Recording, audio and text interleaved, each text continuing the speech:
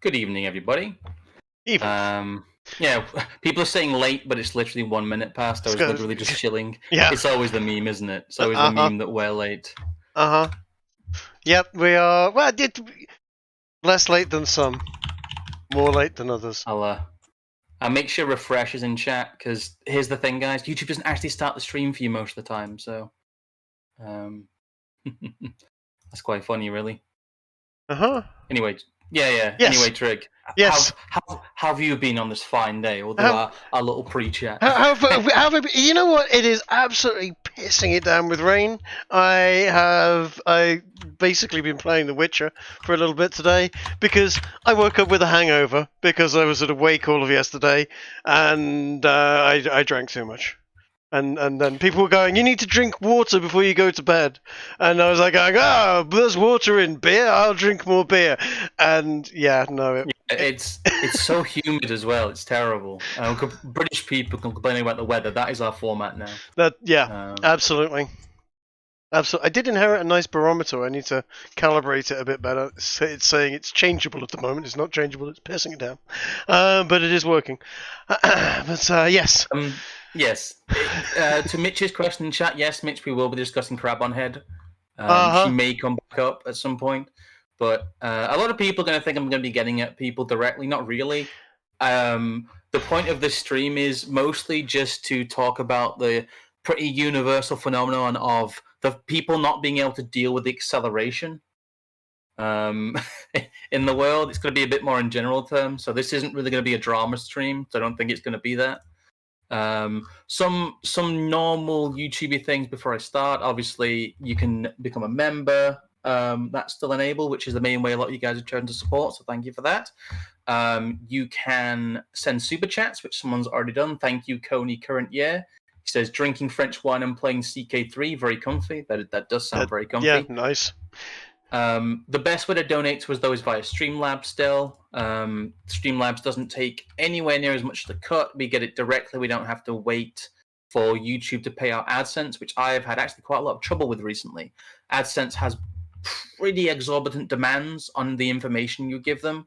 So the best way still is to donate through Streamlabs to make sure we have some beer money. But yeah, we talked about it a bit last time, but you were at a wake yesterday. Yep. I'll be at a week tomorrow. That's why we're not doing democratization. It's all ready. All the notes are done. All the links are done. All the slides are actually done as well. I need to give you those at some point. But yes. Yep. I'll be waking up at about 8 a.m. tomorrow, so I don't want to be up past midnight, honestly, especially because I'm going to a funeral. So it's, as we mentioned last time, there's been a lot of synchronized grandma death. Yes, it's been a bit of a bit brutal. I'm actually, we've now got a crime number from the police. We are actually approaching what happened to my grandmother as an actual crime, and the police are taking it forward, which is kind of major, and got a few people jumping quite scared apparently. Which fair enough. Well, that's good. You always want people jumping scared. Yeah, no, it's a fucking mess. But yes, fortunately, yours wasn't such a horrendous case, was it? It was, but anyway. No. It was relatively as expected as these things can be, really. But well, yeah, it's the unfortunate thing in the world that grandparents, they eventually pop their clogs. Sadly, it's something everybody has to deal with. This was my last one. I've buried all four now, which is part of life. Same, but you're a lot older than me. So anyway, we'll stop talking about morbid shit. I mentioned last week I'm at an event and said I would put up a video on Monday. I'll put up a video this Monday because when I said that last time, they hadn't actually announced the venue properly. It's actually going to be at Warwick University, which is a bit out of the way, so I'm still planning how I'm going to get there. I think someone's giving me a lift, Mr. House from Twitter, so if you're watching, Mr. House, thank you. We're going to get a lift from Coventry, but yeah, there'll be a proper trailer for that on Monday. Cool. I have one ready. I didn't have permission to give out the event location yet, because obviously because of a lot of protests and things, it's better to keep it secret until as last minute as possible. But I will be speaking at an event at it's using one of Warwick University's function kind of rooms or locations. From what I can read from the event, it's by Sidings. It's the theme of the event is what happens next, and I'll be presenting a 1-hour talk that will possibly may or may not be being published in a book of essays at some point. But that I don't know when that will be printed, and I haven't been asked for my proper draft yet, so I don't think that'll be for a little while. But yeah, I could be having something published in a book of essays, and I will be speaking at an event at Warwick University campus, and the nearest town of which is Coventry, I think. So that's pretty cool, because a lot of people have been asking me what I've been doing, and that's what I've been up to. I've been actually trying to plan a lot of real life organizational stuff. It's just very difficult at the moment. And I get that kind of brings us on to what we're talking about a little bit, really. Yeah. The whole it's not 2015 anymore, which it does sometimes feel like people, kind of still acting like it is. I was talking to some friends earlier about this. So the why and the how, I do kind of get. Oh, we just had another super chat there from Matthew Ivy. You guys should speak about Orion McIntyre or Charlemagne. Both are acquaintances of AA and would be good conversation about acceleration. Yeah. Aaron McIntyre I'm aware of, and Charlemagne. I'm aware of both of them. Yeah. I don't actually have lines of contact to them. So I've kind of gone through a lot of, as you know, I go through social media profiles pretty quickly. Yeah. If you guys can get me in touch with them, or find me somewhere where I can contact them directly, where I won't get skipped over. Like Twitter's pretty bad for that, because even I, with only having like 100 and something followers at the moment, trying to fly under the radar, even I don't see all of my messages and replies because Twitter just filters that. But if I can get in contact with them, we're more than willing to get a lot more guests on. We did have Peter Quinas about a month and a half ago, which was very good to have Mr. I keep like my brain keeps saying Mr. Quiznos, and I know he hates that. Yeah, don't call him that. He's No, he said only his brother wasn't that to wind him up. Pete's a good guy. Pete's a good guy, but my brain keeps going Quiznos, and I hate it, and it's wrong. Yeah, no, it's his Twitter account is very based as well. I'm pretty sure Evelyn might be able to bridge the gap there, because she's got some contacts. She's a good mover and shaker, and has helped as I always try and say, she has helped a huge amount with the democratization stuff. Oh, so unbelievably, yes. Yeah, yes. She has been very good with that. But no, it's I'm trying to tackle this subject in a way that isn't too drama-ish, because it's quite a universal thing. This is what I was thinking. I was trying to sort of formulate exactly like we don't want to sort of this guy blah blah blah lol stuck in 20. I get what's happened. People started accounts in 2014, 2013, 2015, whatever. They rise to success. They make a success of things, and it becomes a formula that you stick with because you're making a living, and you end up with, I've got people that are helping me with this. I don't want to move my format too much. I don't want to change my format too much because I've got people relying on me. But it is not 2015 anymore, and things are changing, and It's the question for me is why do you get into this? Why do you get into the going onto YouTube and going, hey guys, are you aware communism is bad? Are you doing it just because you want to echo the same thing other people are saying, or are you trying to make a change in the world? Well, I was a bit playful with the thumbnail, because those are like, I dug out like 2015 dank memes. I actually kind of missed it. Dank memes was a more innocent era, I will say. A much more innocent era of memery. But I think the problem is that a lot of people became very active in 2015. Most of the quote-unquote anti-woke, anti-SJW content creators we have, people like Crowder, people like Sargon, people like me, really. I was one of the hangers-on from that crowd.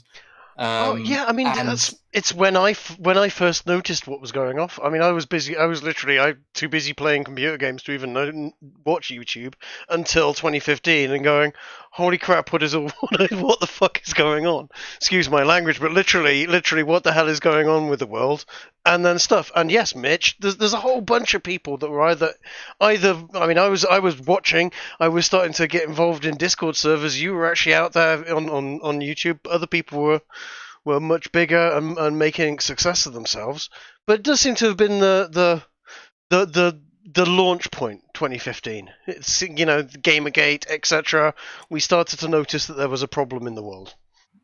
It is, but it's, I think, a big problem. And there's a good chat if you want to go and find it. I'm trying to shill British Knight because his channel just has unfortunately been buried by YouTube. Big up to British Knight. He's a good content creator. I will actually link his YouTube. You guys probably know him, but I'll actually link his YouTube in the chat and probably in the description at the end of this video. Good content creator, decent bloke too, as well. Not just content. He's a good guy. I like British Knight. He's someone I had a conversation with a few months ago. Yeah. And basically what I was doing was telling people really that the organization in real life is what will count, and it's not even going to events like I'll be doing at the end of this month. What it's doing is being in your community, talking to your family, raising a family in a lot of cases. Yeah, it's doing what you can in your immediate area, and I think a lot of people don't want to hear that. They don't want to be told that, and they don't want to be told that the process itself is not something that will bring change. Because as we've been, yes, I totally agree. And as I said again with British Knight, be the guy that people will turn to instead of going to government. Be the guy that fills in the pothole at the end of your street. Be proactive. Make government not necessary around you. Certainly. There is another side to this, though. I was talking with a good friend of mine last night about this, and I'm not going to go into the details of what we were talking about, but there is an activism side that is badly missing. From I daren't say our side of the thing, but I'm going to say it because people know where that line is drawn roughly. Well, let's loosely say libertarians. There is a real lack of libertarian community organization. It's kind of a joke. Yeah. In the 90s and the 2000s especially, libertarians became the butt of many jokes because they were so ineffectual. Their rhetoric was so weak, and they were seen as people who didn't have a vision. Rightly or wrongly, the intellectuals within them weren't. You had people like Rothbard still around then. You had people like Hopper coming to the fore. It was actually a time of quite good intellectual output for the libertarian kind of movement, or whatever you want to call it in general. But there was no presence there. And as I keep trying to tell people, the establishment uses people like Antifa and people like Black Lives Matter as an agitation arm. They are the people who are allowed to do the violence, and they are effective.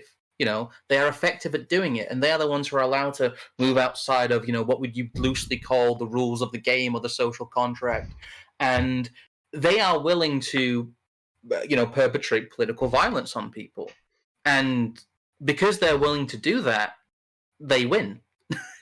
It's a depressingly simple equation, but if you have two groups of people, one group is willing to use violence and the other isn't, the group who is willing to use violence will win. Yes. A lot of people are like, well, don't you just want to be Antifa? It's like, no, Antifa is something different. That is agitation that is essentially state-sponsored.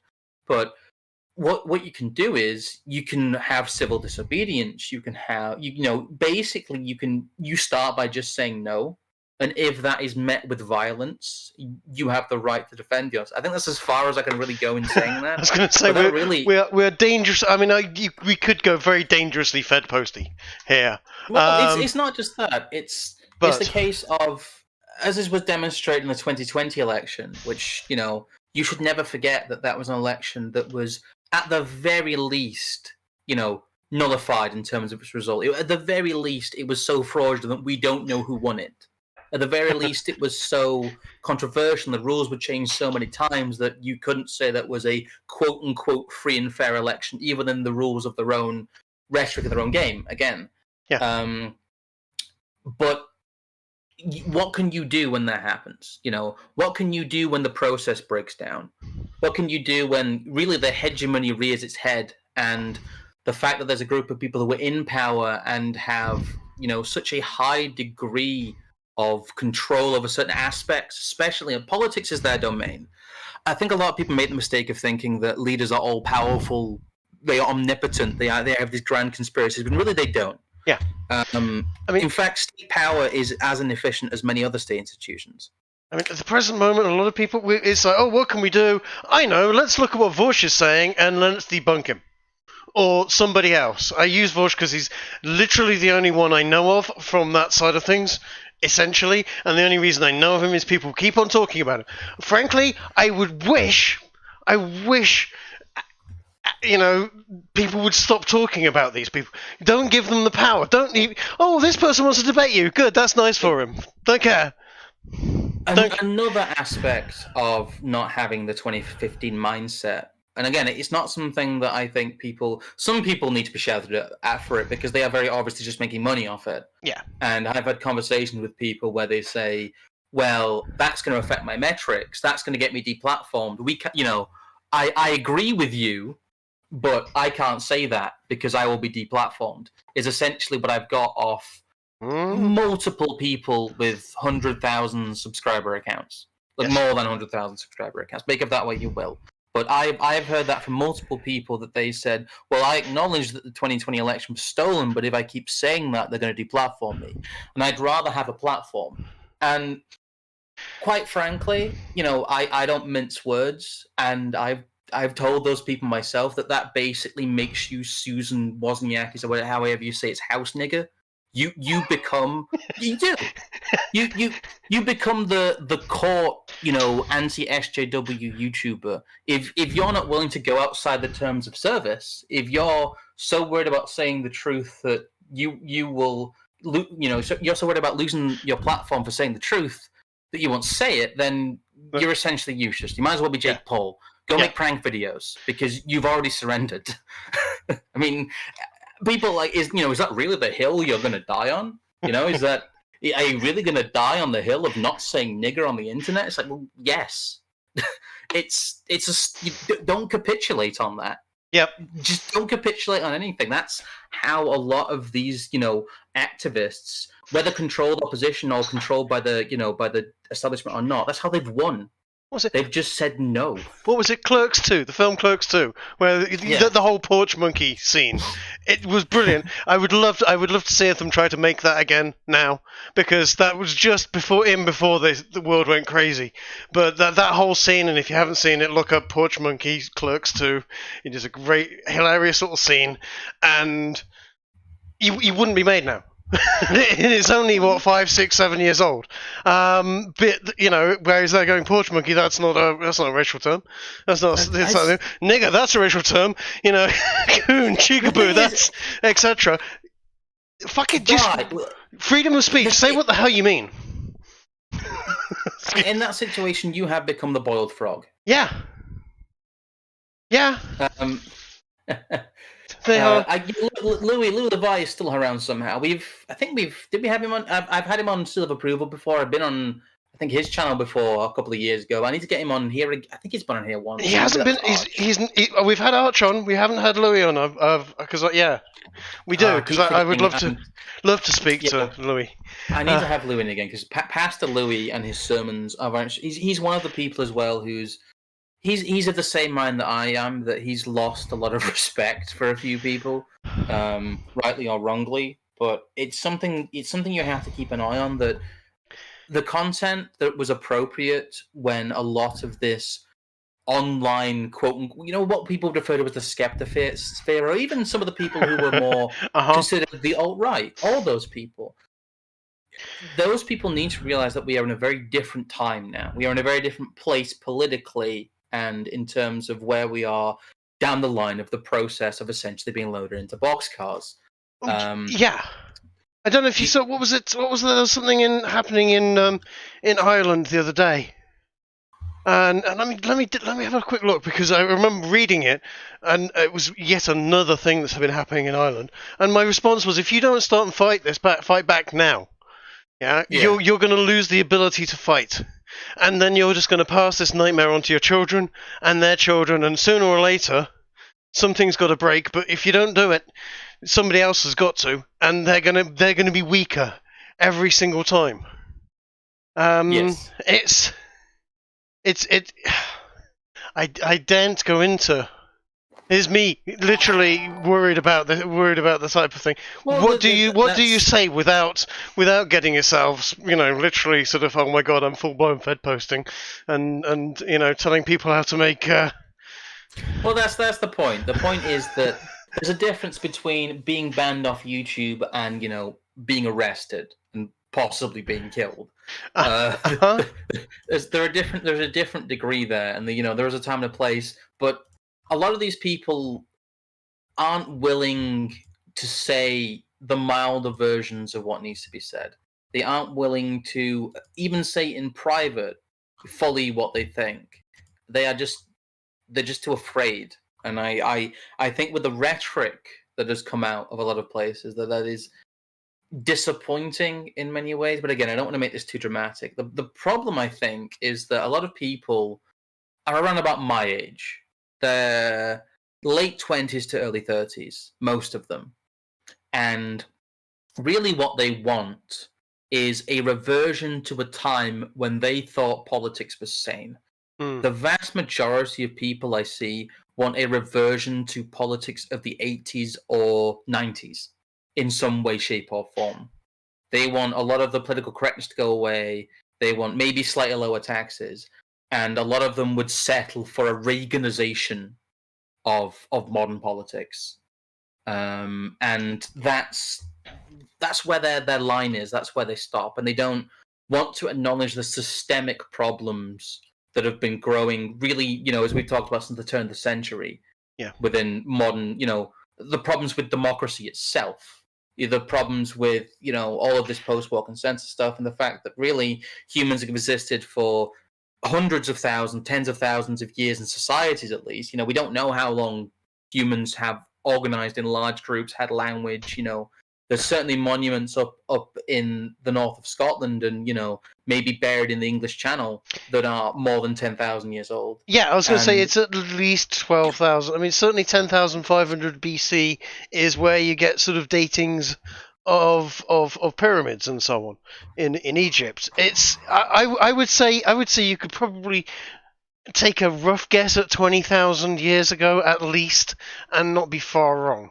Certainly, sort of things like Hyperborean mythology points towards that type of. So there's a couple more donations I want to read here. Cool. Sorry, I missed your donation there, Mitch. The only people more cringe than people stuck in 2015 are those who got red pilled in 2016 and still just gawk at the shit happening. Mm-hmm. Yeah, I don't know. Some of those people I can forgive because they're a bit toe in the water. I won't criticize people for not having time. Honestly, they don't know what's going on. A lot of normies out there don't need to know the whole truth of it. Another aspect is you need to make a message that's simple enough. Another argument I've had consistently is the fact you have to be able to say that those in charge are evil, that they are evil. And there's a lot of evidence that you can say that, all the Epstein stuff, all the children's home stuff in the UK, all the rape gang stuff and all the children in care stuff, all of it's still going on, and all of it, facilitated by the establishment. But you have to be willing to say that those who you move against are evil. Yes. You have to be willing to say that. And you also have to acknowledge that those people, call them the left, call them the establishment, call them whatever you want, that your identified enemy group wants you dead, that they want to kill you, because they do. That is what's happening. Well, a lot of people... Yeah. It is bonkers. I found the thing I was looking for. This was it. Ireland has gone full footloose. They are banning dancing. Oh God, yeah, I saw that. That is the plot of Footloose, isn't it? I thought I was losing my mind. It is Footloose. Yeah, only Kevin Bacon can save Ireland now. And another donation. I have to say, Shlomo Shackelberg has been pretty consistent in donating $14.88. They seem to do it every time they can, so thank you there, Shlomo. Kizza GT said, hopefully you'll see us both. I don't know. This for those who don't know, there's a small gathering in Manchester on Saturday. I hope I'll be going. I don't know what shape I'll be in after the funeral tomorrow, honestly. But I'm hopefully going to go into Manchester tomorrow. So Kizza GT says, I'll see you both on Saturday. You'll love my credit card. Yeah. Don't feed me too many drinks, though, because it'll be like a Sargon event where I chunded everywhere. Yep. No, unfortunately, I'm not going to be able to make that because my dad is over from Spain and I'm seeing him on Saturday, and then I've got somebody else coming over on Sunday, and one or two things. So unfortunately, I'm not going to be able to make it. But well, but I think I probably will. So, Glowy with the $3 says libertarians have shown themselves to be completely unable to fight the establishment or uphold their beliefs because the number one rule seems to not commit to any standards. I would agree with you. The modern mainstream libertarian movement has been wish-washy. Mm-hmm. People are incredibly surprised by what I've been saying for the past year, and I think that's a good thing. Honestly, people who call me an extremist, like anyone who wants to do anything outside of the narrow confines of the political structure is now seen as an extremist. So I think the only way that you can create change is to be a quote unquote extremist, because if you don't believe in any aspect of the you have to go through all the steps of the ritual or else you're an extremist. So you might as well go whole hog. I know, I tend to agree. Again, what I was saying last night to a friend is we almost need to start our own series of propaganda, essentially. Of rumors and nonsense that may not even need to be true, and don't say it in your own words. Just leak information out that might be fake, that would set a narrative against what the current zeitgeist is. You don't even need to do that. I know there's the whole tell a better lie thing, but I don't even think you need to. You need to tell a better story. Yes, the stories are true, and I was going to say, if you've got the truth on your side, by all means, go for it. Yeah, brilliant. Well, but the thing is, you have to be willing to take the extra step and use the rhetoric. Like I said, you can't be afraid of saying that. I had that whole rant. I ended up ranting at Undoom that time, just over and over again. That the left wants you're dead, the left wants to kill you, and that's true. That was in the wake of the shooting in Portland. During a lot of the earlier this year stuff and last year of a lot of the political violence there.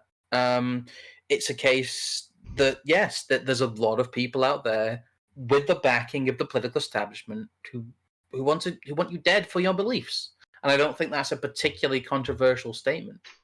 And you have to act accordingly. You can't be politically you can't be politically naive in thought or action, and that really I think is something that people don't want to deal with.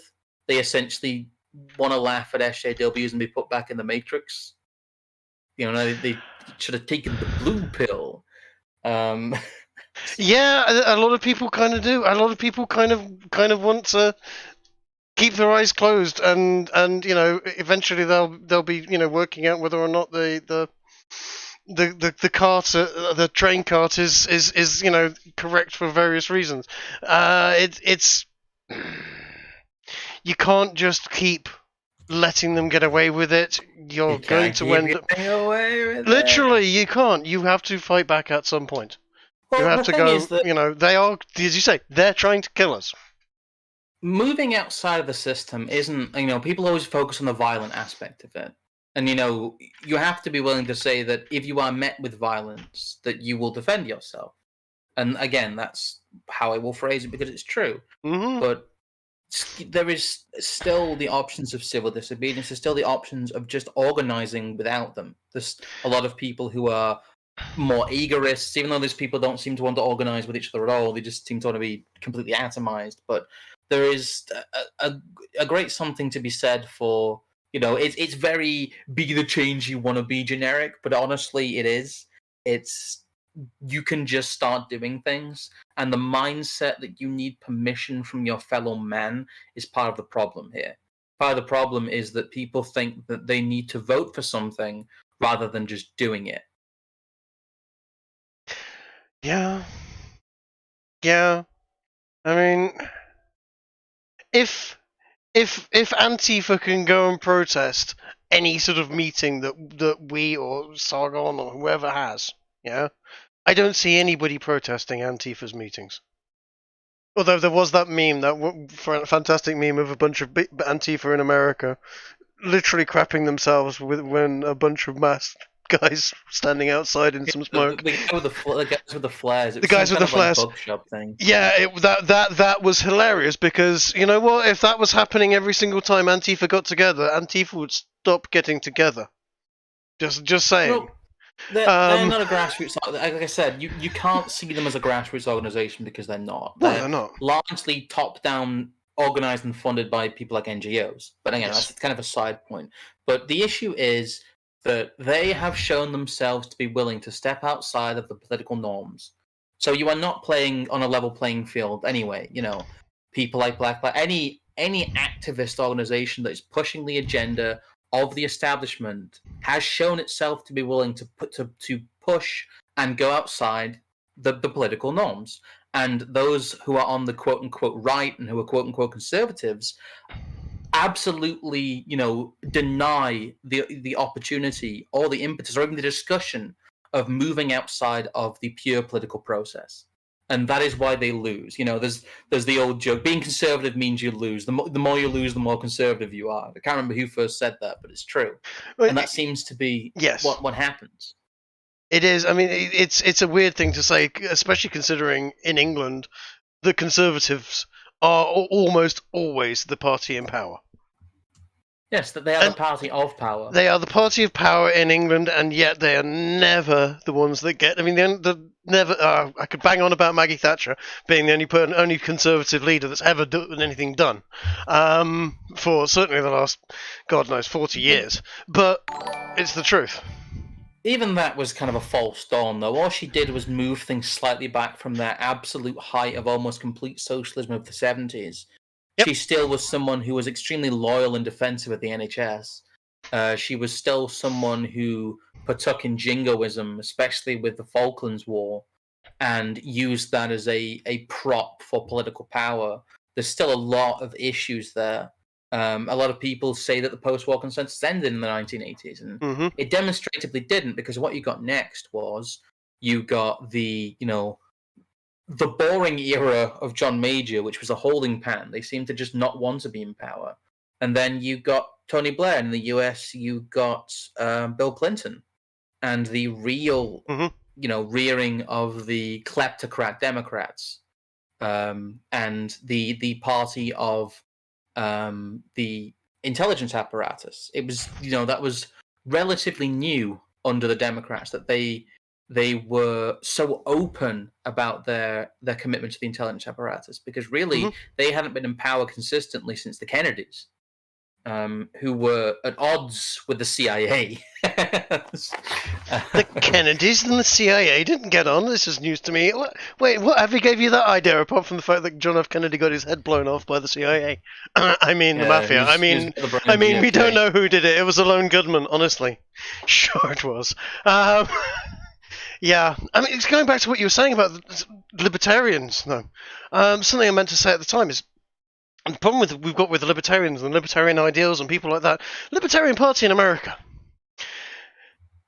you see them standing, they look like the monster raving loony party. They always do. That's quite deliberate, like I said. That is a symptom of participating in the process. That's where I think the Libertarian Party is a wonderful example of how the political process, for anyone who doesn't just want to either join the Republican or Democratic Party and, maybe embezzle some money, just doesn't function.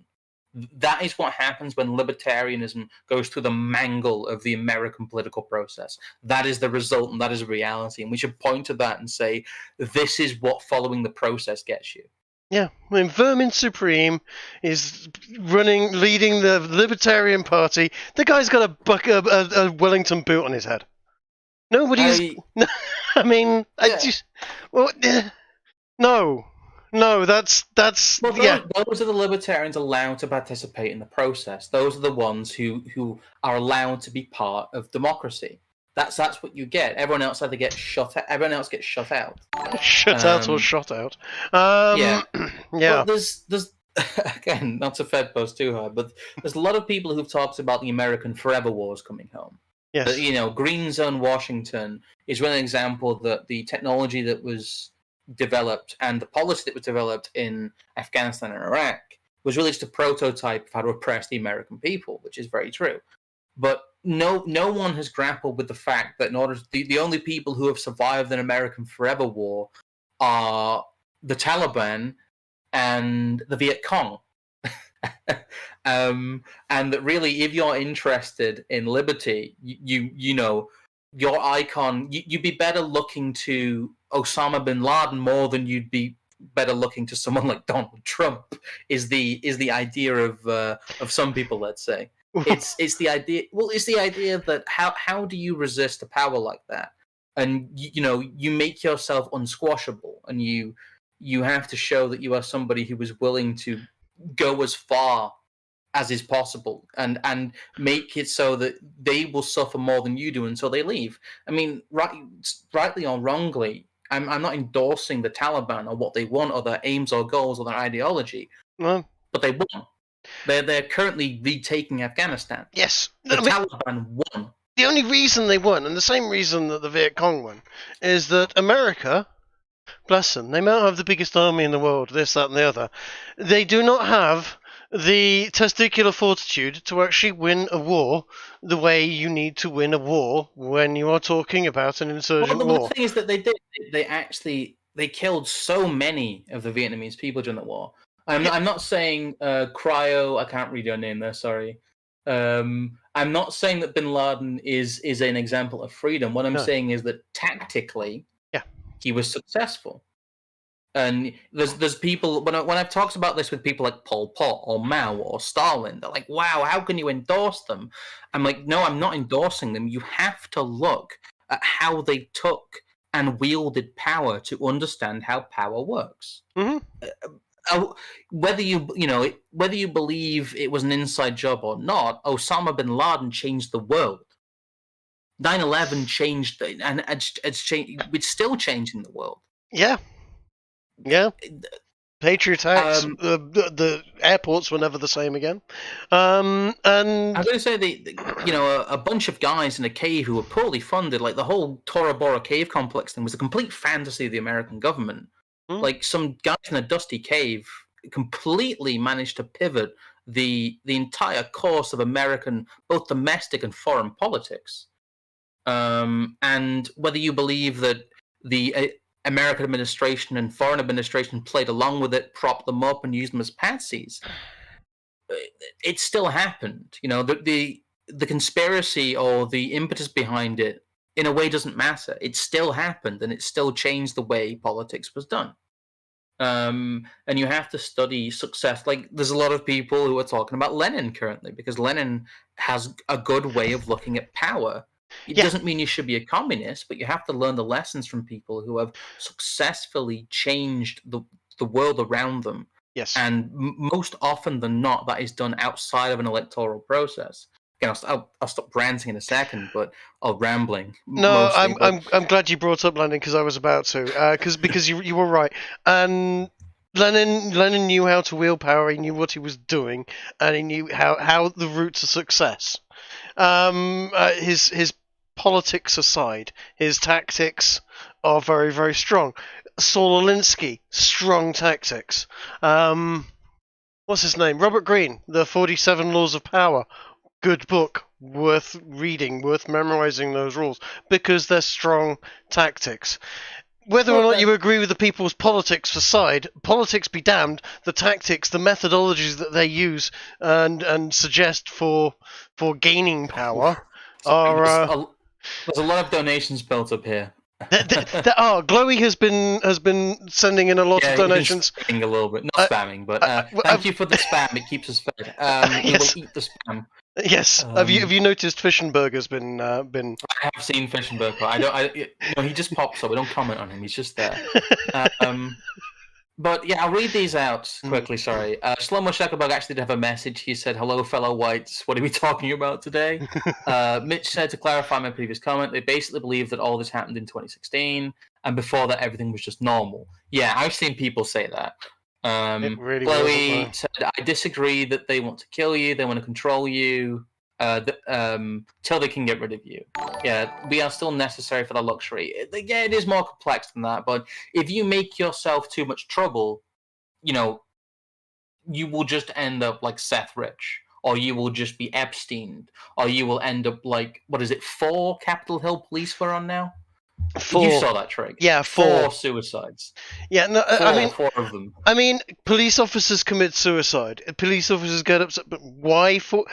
This is a very large amount of police officers that are involved in that one thing have committed suicide in a very short period of time. I don't know whether they saw something or saw somebody doing something that they shouldn't have done, and as a result have become incredibly depressed about the whole thing,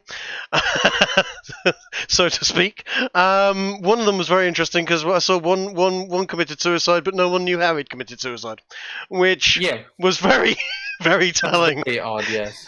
It's like, hey, we know he's committed suicide because we've been told to say that, but we're not sure why and how he's died yet. What?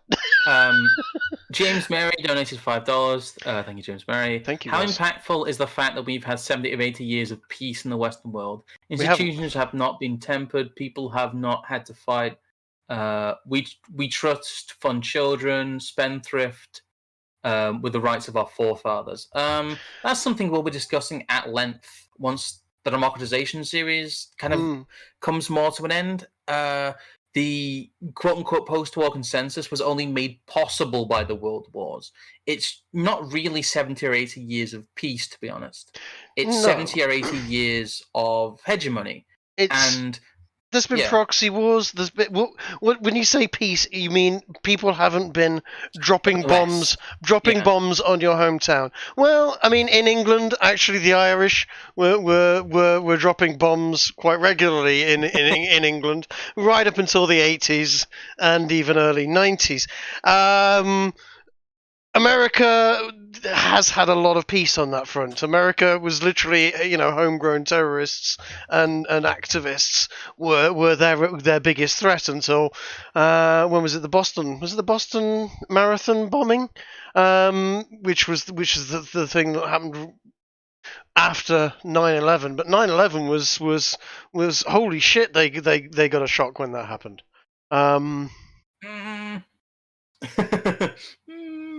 Maybe not, but yeah, we'll have to talk about 9/11 at some point. We will. For it. Mitch makes a good point. Tactics are tactics; they are not policy. If you don't come up with a good way of gaining power, you will always lose. Yeah, that's what I've been telling people. Yeah. You can have the best policy in the world, but if you can't get into power, you're screwed. If you march into power like stormtroopers and then enact the most libertarian, peaceful solution possible, and everyone's happy, they'll be glad you did it. It's like I said, it's the case of. Ooh, silence. Have I got us yeeted? Are you there?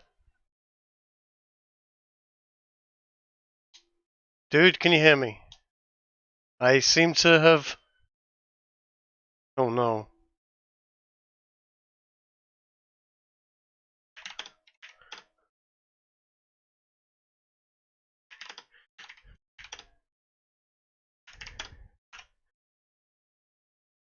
Is Scrump dead? I think it's just, can you guys hear me?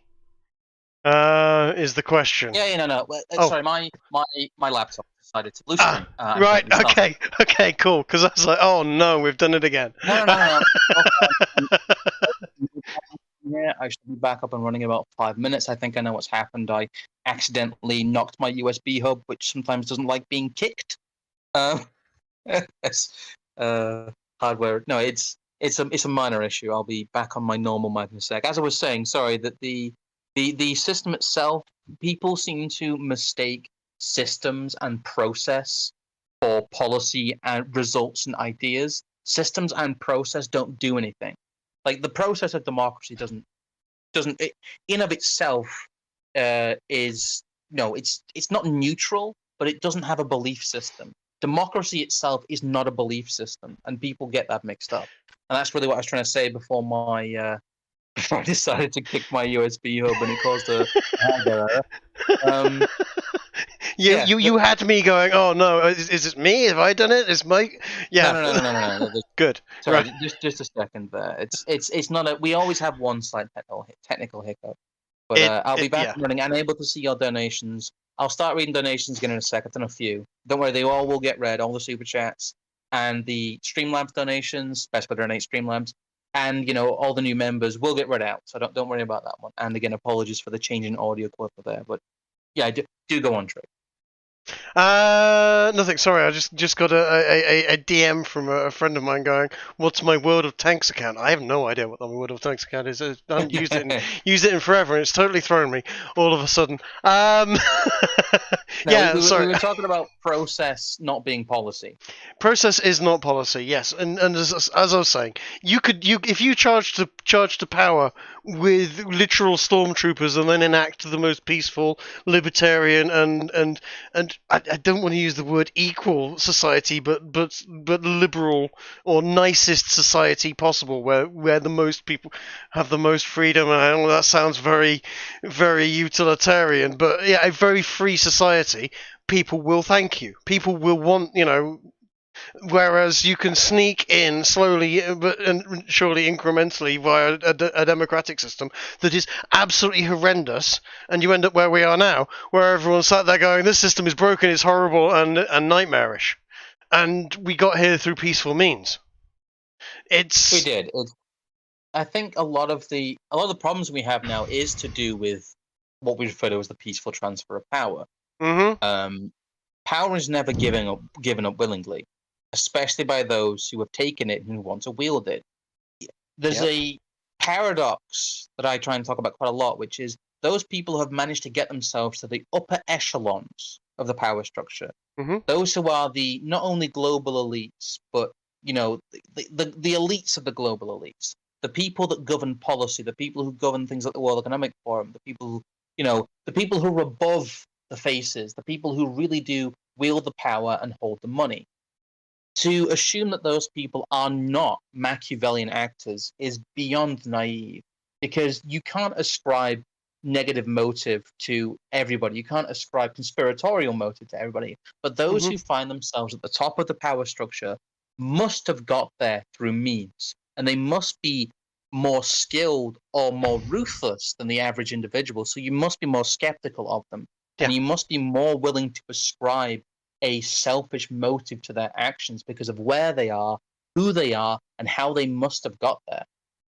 Oh yeah, everybody that's at the top has literally buried people on their way up there, almost always. Yes. And yeah, they're all there with their big smiles on on their faces, and I'm doing this for the right reasons, and I'm a really nice guy. They will have ended careers, certainly, on their way up. Almost every single time. Yeah, you can't not, because it's a rat race to the top, and everyone's out there with their knives stabbing each other in the back all the way to the top. You only need to look at how Theresa May got into power after the Brexit vote.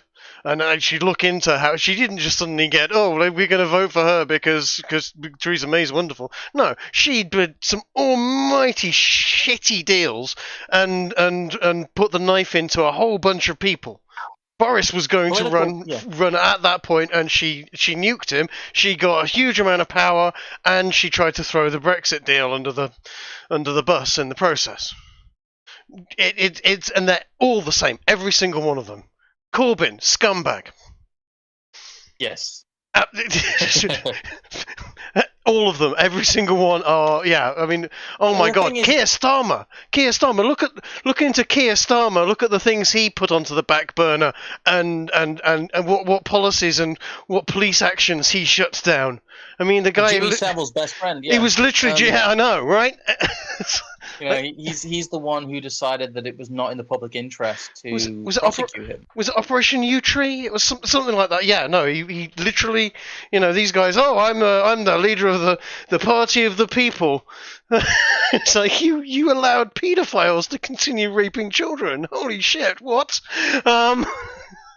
Yeah, every single one of them, scum. And I say that unreservedly. Would I reach for the top there as well? No, I wouldn't want it. No, a lot of people don't want it. And that's a great point that I'm just going to switch back to my good mind here. It's a great point that Mises actually makes as well. Not everyone wants to be an elite. Not everyone wants to accrue as much capital as possible. No, I mean I'll take the capital. I'll take the big piles of cash. I'll happily take the big piles of cash. But would I want to be the guy making the decisions all day, every day to run the world? No, not really. No, it sounds like a lot of work, honestly. Yeah. But these are the kind of things that people aren't willing to talk about, though. They're not willing to talk about the ugliness. They're not willing to talk about the ugly reality of power. Mm-hmm. They would rather live in a fantasy world where if we just vote Republican or Tory, things will fix themselves eventually, because those are the parties of sanity, aren't they, guys? I don't think people want to grapple with the fact that all of this has happened under the auspices of a conservative government, and all of the last decade happened under the auspices of a quote-unquote conservative government, mm-hmm. and that there is no electoral force out there. The UKIP collapsed, the Brexit Party collapsed, mostly due to Nigel Farage basically being either a grifter or controlled. Either way, he's someone who has demolished the idea of a political alternative to two-party, system. The Lib Dems are distant third; they don't really exist. You know what? Nigel Farage is a subject that I can ramble about because, every single time he's had the opportunity for power, and I get it. As I said, I don't want it. I wouldn't want it. Every time he's had the opportunity to get it, he stood down and collapsed the party that's gotten him to that position in the first place. If you don't want it, don't be running the party. By all means, back somebody else, but don't be running the party. Get everybody to have almost a cult of personality, and then collapse it underneath you when you go, I don't feel like doing that anymore. Nigel Farage could maybe control opposition, maybe a grifter, scumbag. The thing is, it's just like, okay, you don't want lockdowns, you don't want forever wars, you don't want COVID passports, you don't want uncontrolled mass immigration. Who are you going to vote for? How are you going to vote yourself out of this situation? It's nice you think we can vote for ourselves out of this situation. No. It's the hypothetical I actually posed on seal of approval. It's just like, okay, how is that? What is the reform path here? Do we start up a new political party? Do we have to work our way through the rigmarole of the system? And you'd have to get a full parliamentary majority. In fact, you'd have to probably get a 2/3 majority. And even in that case, most of what we say and most of what is said by any party who would be an alternative to the current political establishment will be against the ministerial code of conduct. Mm-hmm. So what would happen is all of those people would be thrown out of parliament.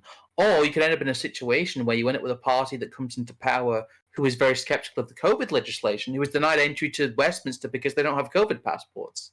You could end up with a situation like that. That's a very realistic possibility. Yep. It's, if you work inside of the system, those who control the system can change it before you're able to get into power. Yep. A great example is the 2020 election, where they decided that the rules of elections would change 3 or 4 times in a matter of months to make it more difficult for Trump to be elected, because they held the reins of power and they were the ones who were able to control the electoral commissions in those states.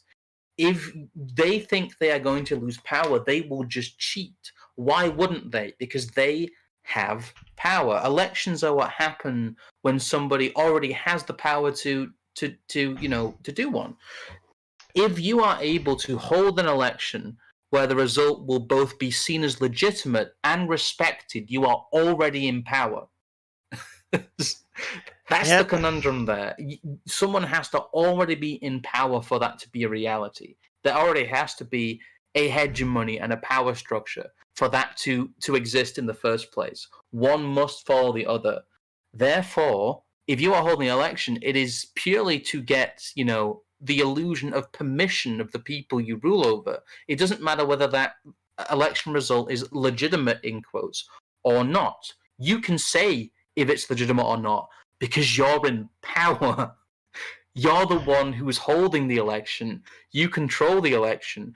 You interpret the results and you count the votes. So unless you believe that a regime is completely altruistic, unless you believe in the institutions of any Western government as completely beyond reproach, you can't not be skeptical of election results because they are done under the monopoly of violence and justice. I mean, there's some great stuff from the Mises University I've been watching about the idea of what isn't a state. And the line they draw is quite an interesting one because they talk about like the Holy Roman Empire, the power of the church in medieval Europe, and there wasn't really the degree of monopolistic centralized power that there is now. Mm-hmm. There wasn't a monopoly on justice in many places.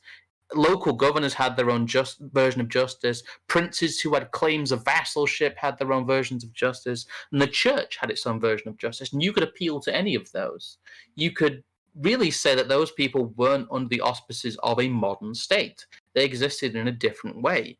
So we have to move ourselves out of this politics that's only really existed for the last 100 years, let's say. And we have all of human history before that to learn from and how people govern themselves and each other.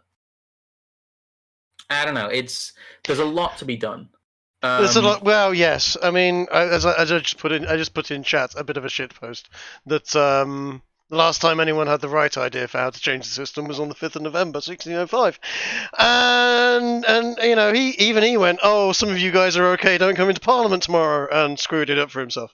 Yes, he did. There's also the issue of things like the French Revolution, which actually led to a greater centralization of power in many ways, and led to the disastrous Napoleonic Wars. Yep.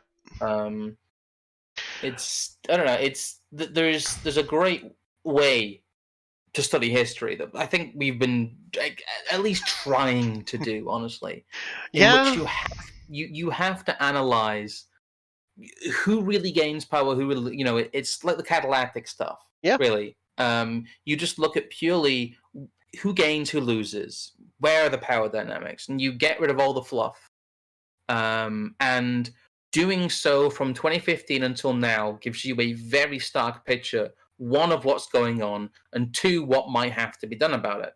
And I think the main problem of why people are stuck in this mindset is because they don't want to face up to that. They would rather live in this state of niceties where you can just reform, you can just vote for the right candidate, and the world will change and everything will be okay again. And they get very upset when people say that won't happen and can't happen. Yeah, I mean, parts of me would love to just keep on rolling it back until around about sort of Julius Caesar, Augustus Caesar sort of periods of time, and just apply modern technology to that structure. But even that wasn't ideal. The problem, I don't even know where to start. This is the problem. I don't think anybody does. There is so much bureaucracy on top of more bureaucracy at this point that where do you start rolling back? What policies do you want to enact? Do you want to enact policies or do you want to remove policies? I would say you want to remove policies.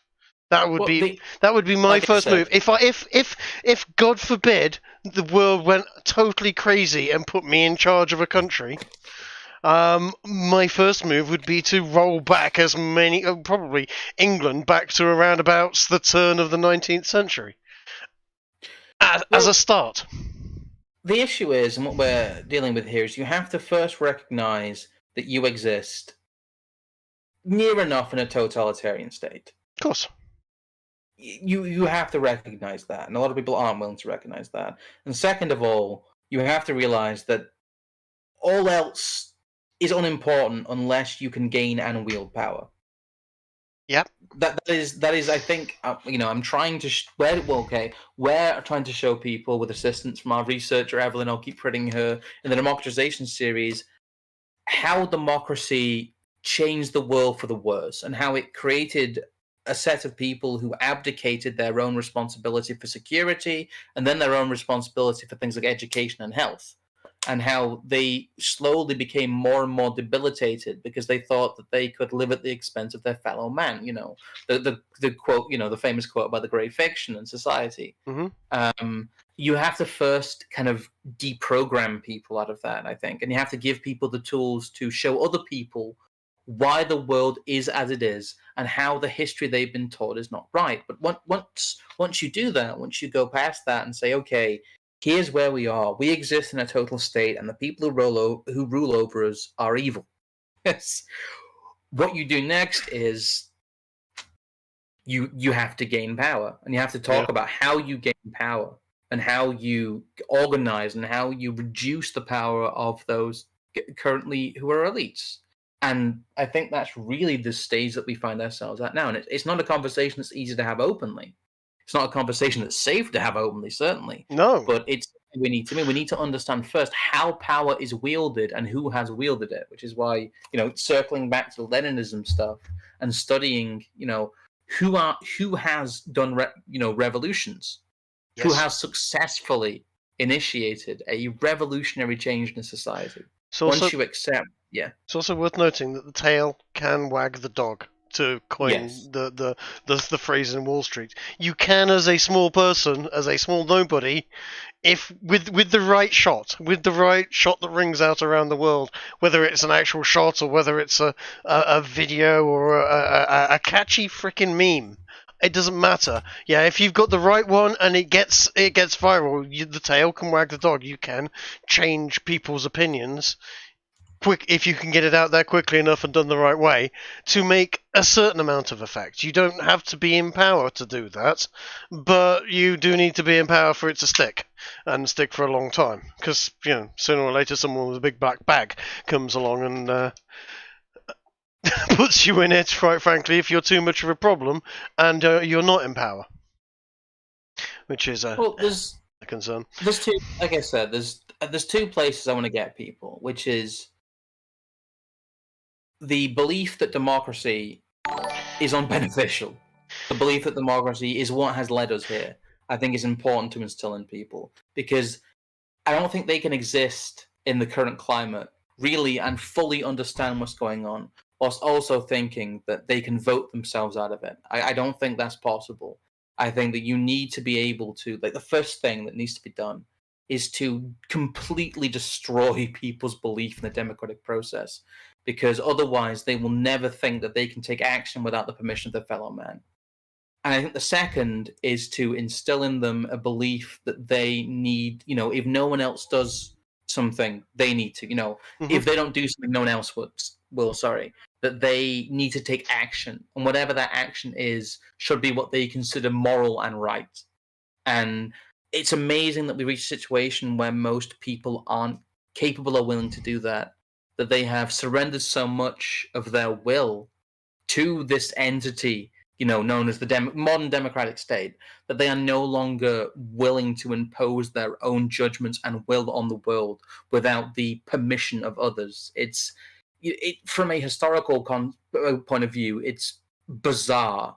They have become we talked about Homo economicus during the Keynesianism special, but this is like Homo Democritus. Yeah, that they have become this new human being that believes in this magical process, and they are not able to take action outside of that magical process. It's in a kind of anthropological sense almost. It's bizarre. I suggested something the other day, and someone was, "What gives you the right to do that?"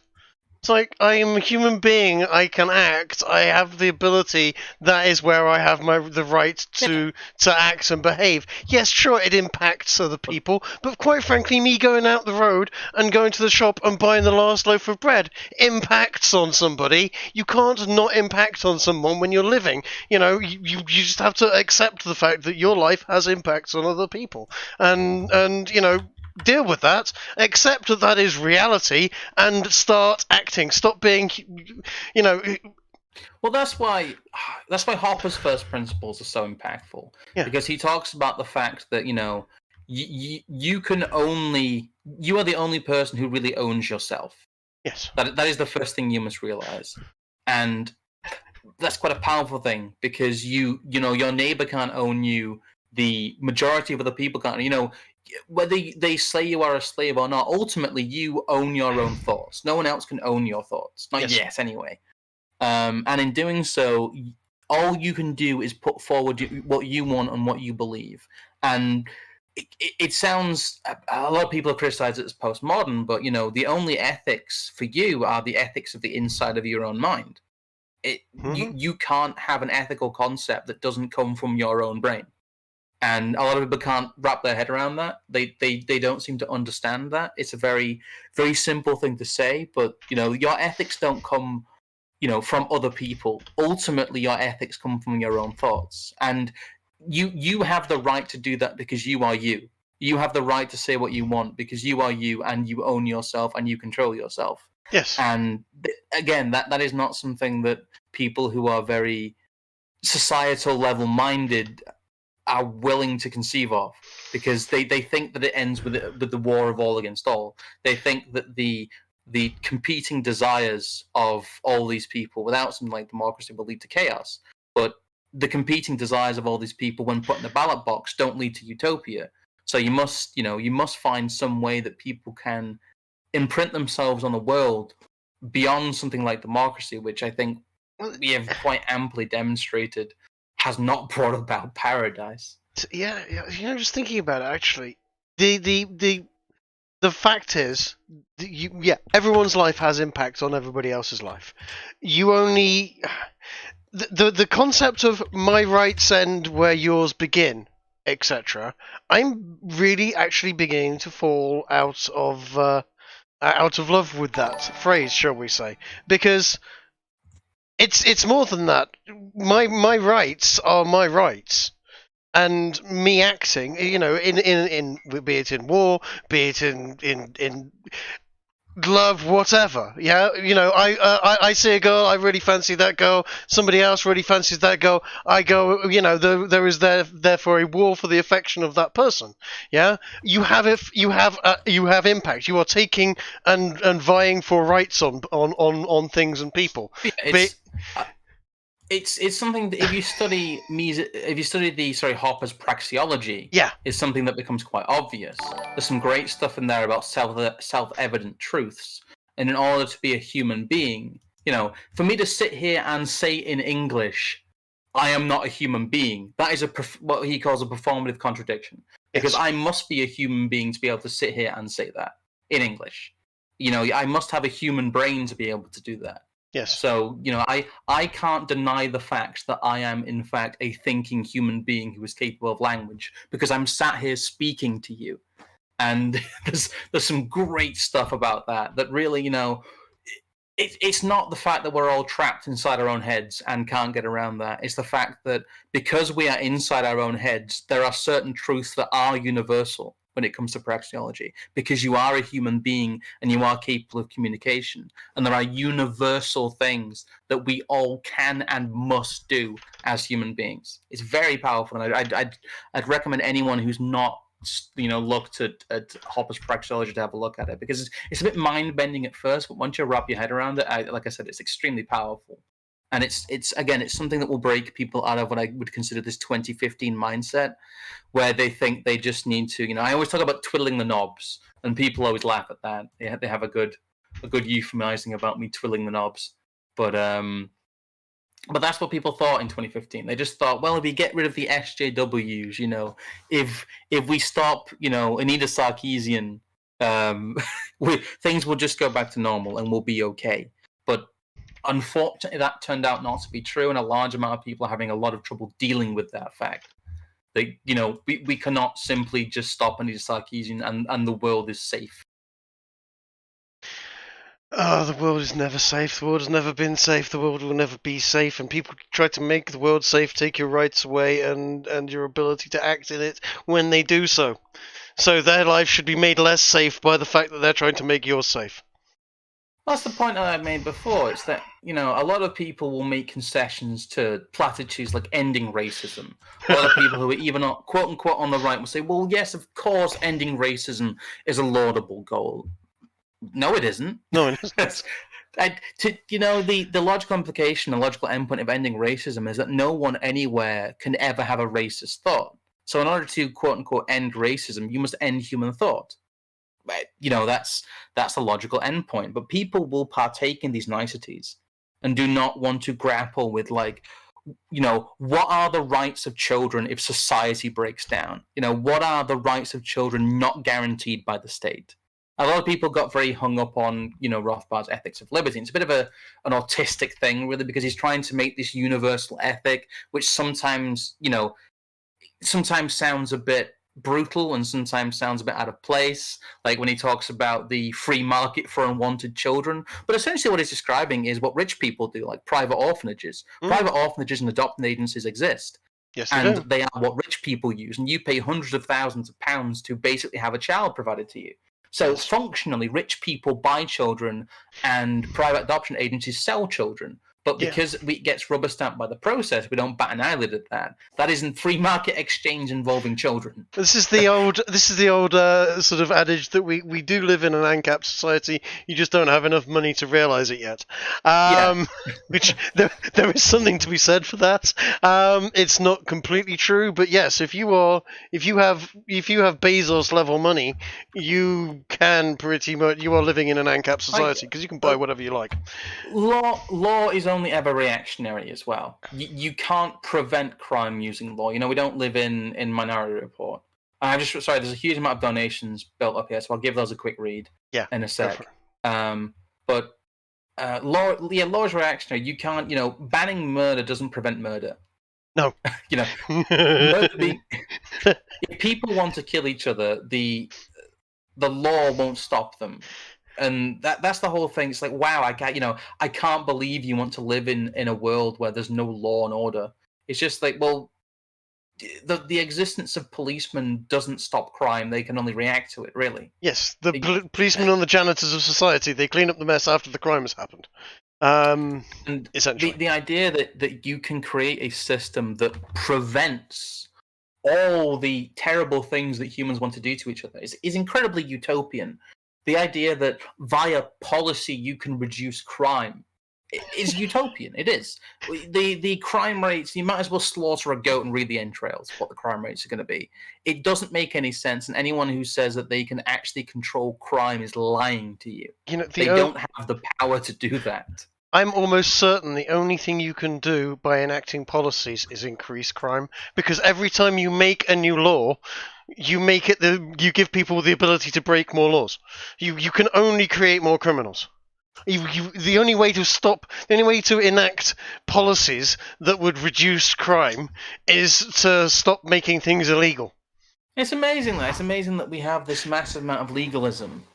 Treg, you've seen, I don't know, there's a great season of The Wire where basically one of the police lieutenants, or maybe he's a captain, but one of the senior policemen in Baltimore basically decides to legalize drugs and focus on other forms of enforcement because he's sick of rounding up low-level drug dealers. Yeah. I need to get back into The Wire. I think I watched the first 2 seasons and then stopped for some reason. So, yeah. But that becomes unacceptable. That is unacceptable because you can't unilaterally just end the war on drugs. You can't just unilaterally decide that certain types of criminality are a complete, waste of resources for the system. The system must perpetuate itself because it must justify its own existence. And again, that's the point that a lot of libertarians make about law and order and justice and modern states, is that all they do is encourage more legalism and therefore encourage more crime. And the price of law enforcement will always go up and its efficiency will always go down. Because if they have the monopoly on it, they're incentivized to do that. You can charge as much as you want for as bad a service as possible because no one else can offer that service in a society that has, a structured police force. They are the police. No one else is the police. No one else has that qualified immunity. They have a monopoly on being the police. And a lot of people scratch their head at that concept and think it's stupid and can't quite understand it. But like I described it, if cars had only ever been made by a nationalized entity, you would find the idea of privately sold and manufactured cars like impossible to think of. No one could afford that. Cars are too expensive. The state has to make them. I was just thinking, going back to that. You know what? You legalize drugs. You legalize heroin, cocaine, the works, yeah? And you literally kill organized crime gangs on the spot. They would suddenly cease to exist. They wouldn't have any money anymore. You wouldn't just actively reduce crime. You would clobber huge amounts of serious criminal enterprise. Like and the car manufacturers. I kind of disagree with that, but they tried that in Eastern Europe and sort of Soviet era sort of times, and you'd be on a waiting list for 4 years. You'd have to be a member. You'd have to be signed up to the right political party. Not that there was a choice of political parties, but you'd have to be a member of the Communist Party in good standing and wait 4 years for your Lada to turn up. That was basically made of denim jeans with. I mean, it really was. The thing is, from their point of view, cars were incredibly difficult to come by and extremely scarce. And if the state didn't make them, no one would. No, you can't make a car in your own workshop. And, cars are so difficult. You have to wait for them for 4 years. It's like, well, imagine if the government didn't provide them. Where would the cars come from? You'd have to put yourself in the logic of someone who's been propagandized into thinking that cars are too difficult for private entities to make. Or that private entities making cars would end society as they know it. That is, basically what these people were taught, because they were taught that capitalism was evil. Therefore, capitalists creating cars was an evil act. Therefore, the state must create cars. It's like that. It's just like, well, private security is, immoral. A private police force would be unworkable. But I don't. Why? I was going to say, aren't the Democrats literally going around defunding the police at the present moment and then hiring their own private police forces to guard them? It's complex because that isn't really happening on a universal level. If anything, police budgets have, in certain areas, been massively increased. Yes. Capitol Hill, Capitol Police. Yes, they've been hugely funded by, they've been buying huge amounts of military equipment, actually, haven't they? Yes. Their funding has gone up dramatically, but they're not staffing. It's all, sorry, I really need APCs and ARs. Yes. Sorry, Gaius Naughtius Caesar, that was about 45 minutes ago. Sorry about that taking so long. Thanks to you guys and Robert Barnes at Via Barnes Locals. I have been diving deep into the rabbit hole. Fuck you, but also thank you. Yeah, it's once you start to see how things are, you can't really unsee it. And again, a lot of people who are stuck in that mindset just want to unsee it. They want to reset. They think 2015 was more innocent, so they just basically mentally want to go back. But anyway, Glowy has done a bunch of donations here: $2, $2, and $2, and then $5. Good lord. Conservative establishment or whatever they are just want to preserve the process. Yeah, basically, they are the guardians of the process. They are the integration part of the managerial elite. If you understand what I'm talking about, there, they are what comes after the agitation cycle, and they are the consolidation cycle. They are, the slow it down, do it at the speed limit part of the establishment. That's what they are. That's the role that they fill. But yeah, another $2 donation from Glowy. Another reason why the war in Vietnam didn't work is they stopped them from going to enemy territory. Yes. Yeah, in Iraq and Afghanistan, the reason is because politicians were using it to get money and resources. Opium, yes. Well, opium, oil pipelines, yes. Various other things. They still could have won if they'd killed all of the Afghanis. I'm serious. If you want to win in Afghanistan, kill them all. That's it. You win. That's the fact. Yeah, they have to. That's what the Taliban did. They had to make the U.S. establishment willing to commit a genocide on a massive scale, and they weren't. That's what I'm saying. When I say they don't have the testicular fortitude to win an insurgent war, you want to win an insurgent war, kill them all. Kill them all, again, cut the press off, kill them all, and then put your own people in there and go, look, we won. Thailand now, fuck you guys. That's how you win. Well, also the Vietnam War was basically played very, very weirdly, in that they would basically genocide people for a time and then they pull back. The Vietnam War itself is a great one to study because it's not really a war that they were meant to win or a war they really wanted to win. It was a very performative war, and there's a huge amount of sides to it. And, the Americans' relations with China is a big part of it, and there's just so much stuff with Vietnam. It's quite a complex conflict, and it's a great way to highlight how basically the Cold War was a wink and a nod and a bit of an international puppet show to expand and justify both the Soviet Union and the NATO spending. They really were very much happy each other existed. In fact, the West seemed very despondent when the Soviet Union collapsed because they weren't quite sure what to do after that. They had to create new enemies. But anyway, sorry, I got to read some more of these. James May donated $5 for evidence of how you can totally transform a society. Look to Germany. The process of denazification is going to come up in the democratization series. Don't worry about that. Kizza donated $5. Democracy isn't the reason for this mess. It's minority rule that is the problem, and always has been the problem. If democracy was actually enforced, almost no town policy would have been passed. But we're actually a constitutional monarchy. That's not the thing. Is you can, if you want quote unquote more democracy, that's what California has. California has a large amount of direct democracy, and it's terrible. It hasn't worked.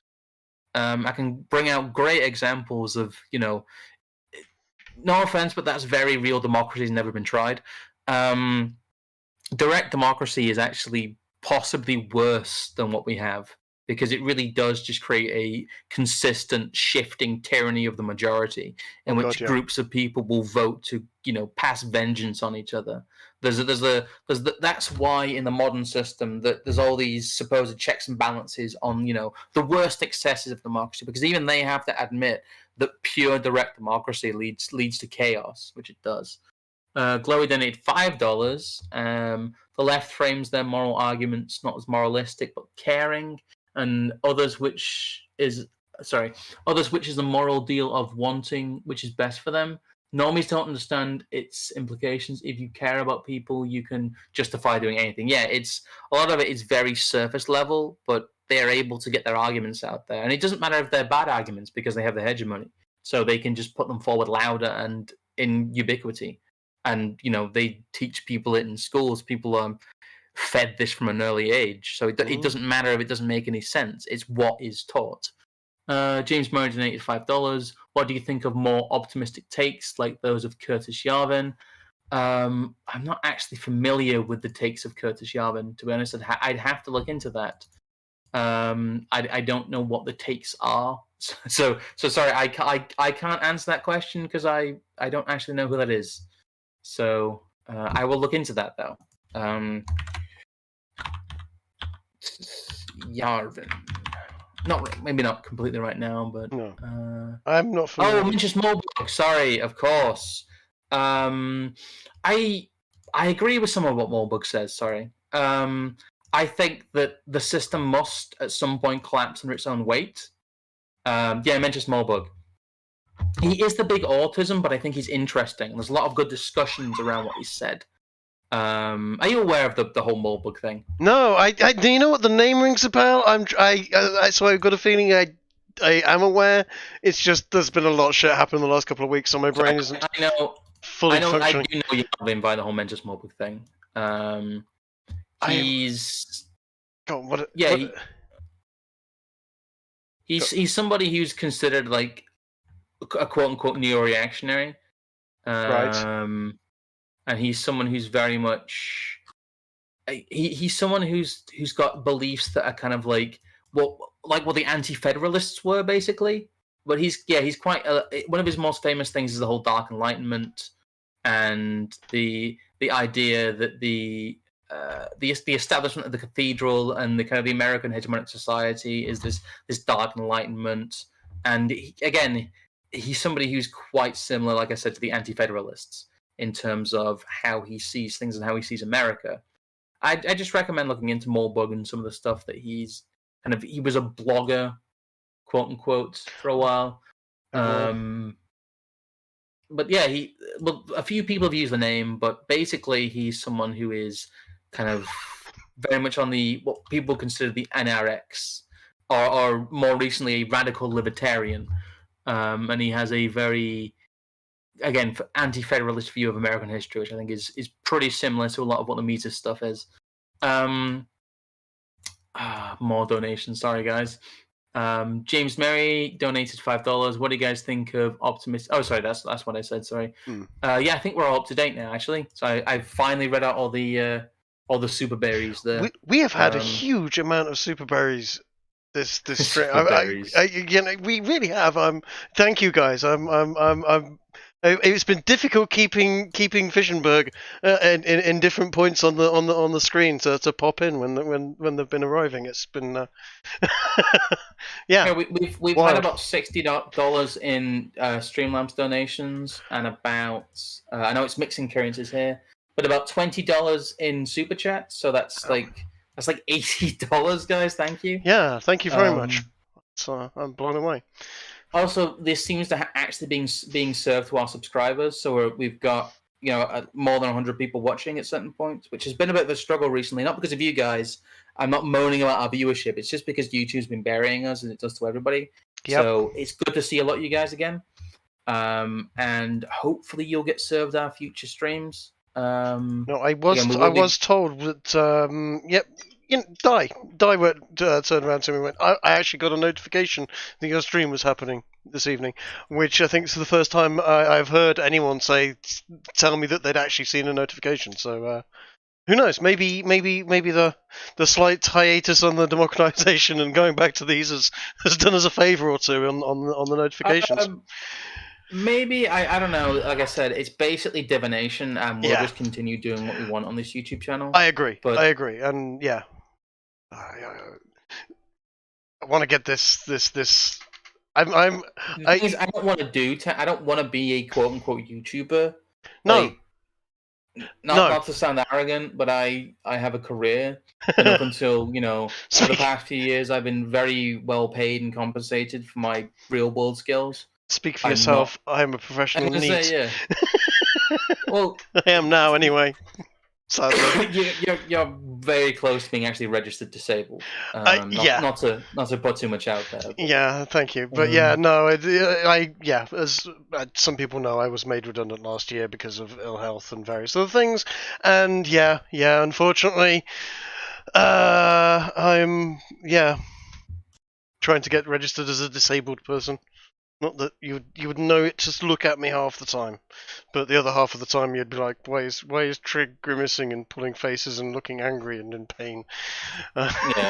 Sadly. No, it's a case of I don't think I'd be particularly happy or secure doing this as a quote unquote career. I don't know why people want to.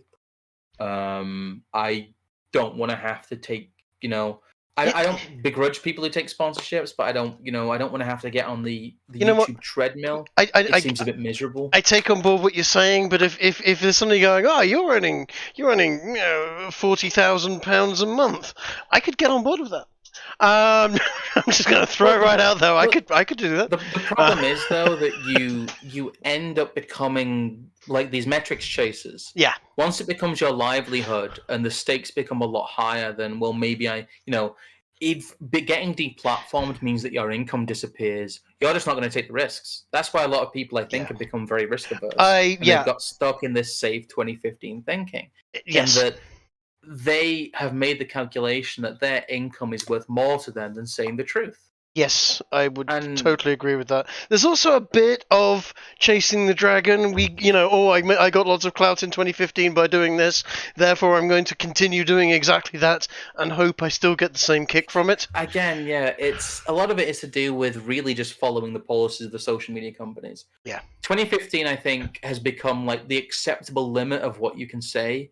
And anyone who kind of goes beyond that level of political thought is considered a dangerous extremist, like we are. Yeah, no, I did tell you, I found out a couple of people in my family circle have had you've been exposed to radical information on Facebook, and I was sat there going, oh no, I bet that's me. But yeah, that hasn't happened to me yet because I don't use Facebook. I kind of started because of this thing that's happened with the NHS, and I also started posting a couple of Hopper quotes on Facebook and some other stuff. And there was a nice article in the Telegraph that resulted in a comment about, please clap for your government-sponsored euthanasia centre, kind of thing from me on Facebook. And yeah, people are some of my family are like, dude, are you okay? You've been quiet on Facebook for ages, and suddenly that happened. Someone hacked your account. It's like, no, I've just been. Yeah, maybe I should stay off Facebook. Too many IRL friends and family that aren't quite aware of things. Yes.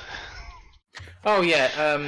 Kizza has just donated again. Thank you, Kizza. Thank you, Kizza. On the subject of cars, did you both forget about British Leyland and the complete shit show that was? If the private sector had complete control of British Leyland, it would have been as big as VW or Toyota.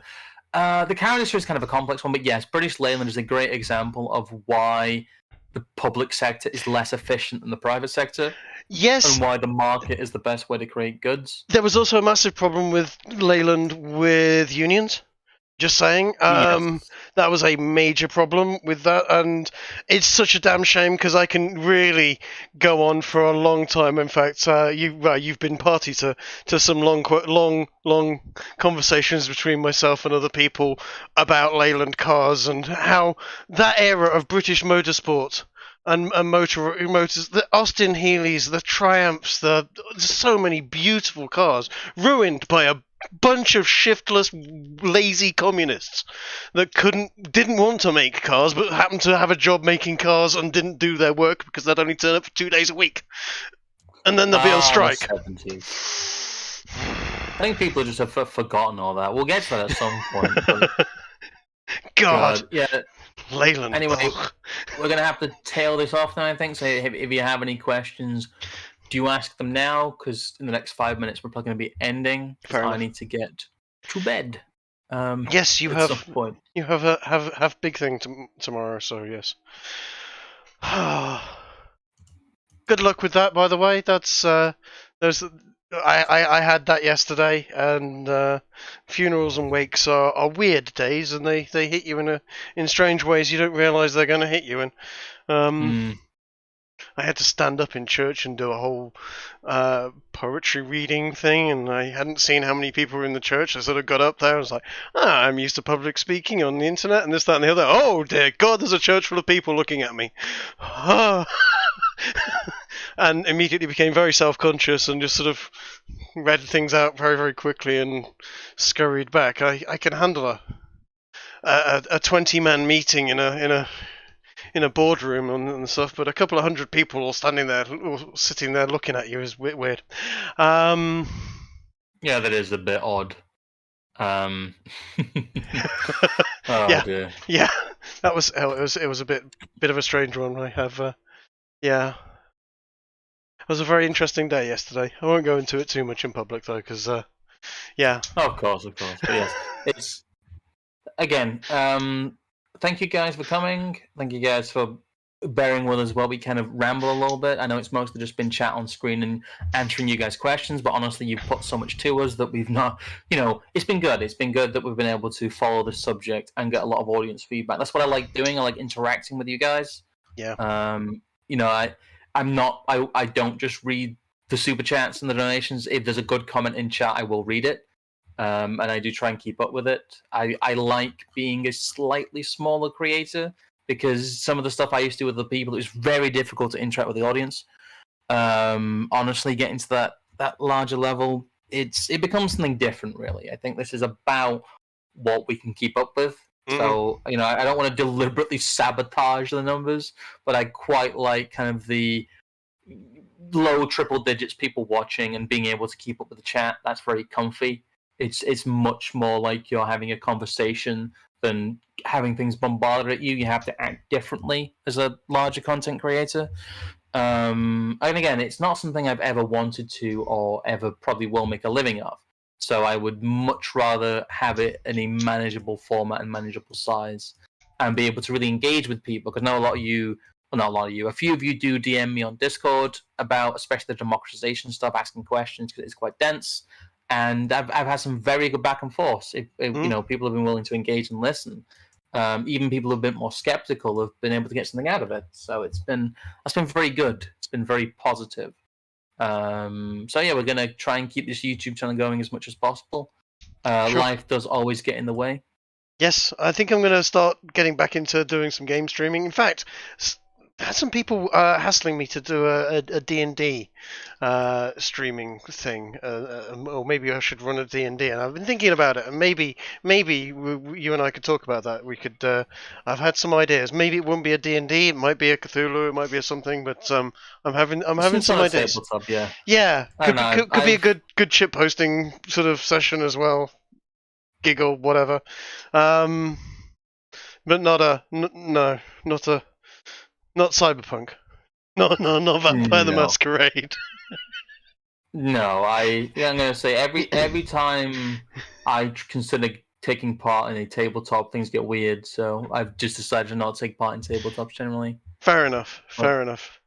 Again, thank you guys for watching, and we are actually going to bow out now. So thank you for everyone who's donated. Thank you to everyone who is a consistent member. We've not had many new members recently, but basically everyone who's a member has remained a member. So thank you for that. The recurring payments do add up, and I will eventually get some stuff out of AdSense. I'm supposed to in the middle of this month. So that does get split between us. We split everything 50-50 here. Yes. So yeah, when I get that, I'll actually let you guys know because that'll be a bit of an event. But thank you guys for watching, and goodbye from me. And yeah, take it easy. I'll see you guys later. Oof, that was a